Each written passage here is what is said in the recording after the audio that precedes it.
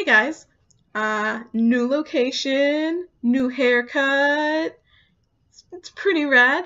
I got an apprenticeship at Orlando Shakes, so I moved back to Orlando and I love it.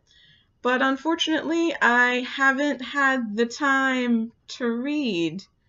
So I only finished one book in August. Uh, All Out, the No Longer Secret Stories of Queer Teens Throughout the Ages, is quite a good collection of short stories, I must say. Uh, but yeah, it was the only book that I read in August. It was good, so let's get on with my review, shall we? I don't have anything else to talk about for my August wrap-up. My favorite story was Every Shade of Red, and it is basically a retelling of Robin Hood, where Robin is a gay trans man, and he has his lover named Will, and it's told through his perspective, actually. And there's also Friar Tuck, who's Ace, and there's the Sheriff of Nottingham, who is a woman. So that's all the changes that were made, and they are all wonderful changes, and I think this story of Robin Hood should be canon, honestly. So, yeah, it's really good. The writing is fantastic, and honestly, it gave me so many feels. Like, do people say that anymore in the year of our Lord 2018? I don't think they do, but it gave me the feels. I actually, when I finished it, I actually kind of threw the book a little bit. So, just a warning. It'll get you in the feels. So, anyway, my second favorite story was The Inferno and the Butterfly, which was set in London, 1839, and it was about two magician assistants and how they fall in love with each other, and they're from two rival magicians, so it's real cute, guys. It's real cute. I'm not gonna say much more than that because it's storming outside. Forgot to mention that, but anyway, I really liked The Inferno and the Butterfly because of the writing. The writing was phenomenal.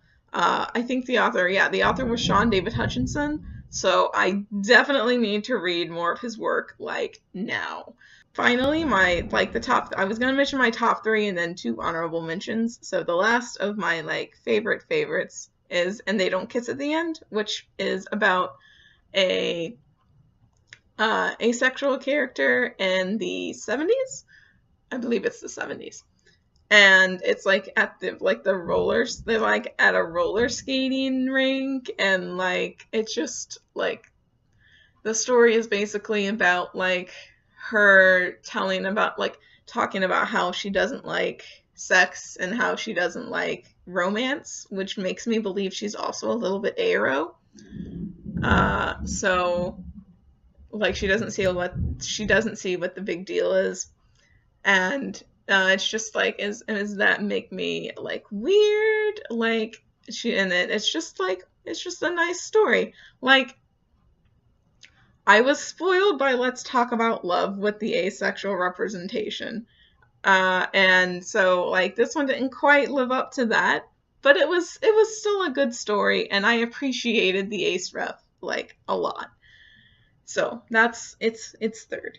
My first honorable mention is Burnt Umber, which takes place in Amsterdam in 1638, and it's about an artist's apprentice, and basically he's gay, and there's stuff that happens that I don't want to ruin because it's a really sweet short story, and I don't want to ruin anything about it. So that's really all I really want to say about it, but it's really good, and it's apparently by the same person who wrote A Gentleman's Guide to Vice and Virtue, so gotta check that out, especially now, because I love the writing in this too. I love the writing in the entire book.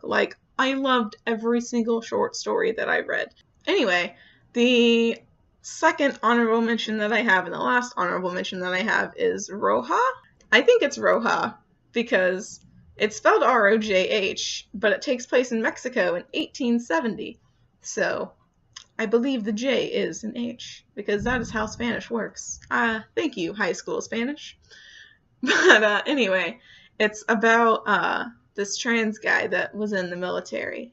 He's captured, and it's told through like his lover's eyes. And that's all I'm gonna say about that. Because again, I don't want to ruin these short stories. I want you guys to go out and buy this book and read them because they're all so good.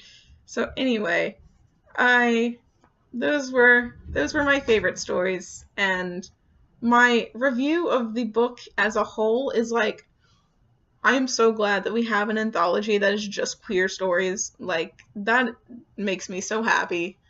It's great because it's not your typical, like, contemporary teenager has to deal with coming out type story that, you know, a lot of queer fiction is. And that's fine. That is totally fine. But some people just want variety. And this is, like, so much variety. Every story feels different, and every story is, like, set in a different, like, time period, and deals with, like, different themes, kind of. And, you know, it's just a good anthology. And yeah, I would definitely recommend it. And I would not recommend filming during a thunderstorm, because it is very distracting and just not a good time. Also, I'm 224 pages into Leah on the Offbeat, and I will have a review up for that as well, as soon as I can get a review up for that after I finish it, because this took some time. I finished all out at the end of August, and I just haven't had time to film. But anyway, that's all from me, and I hope to see you guys very soon. Bye!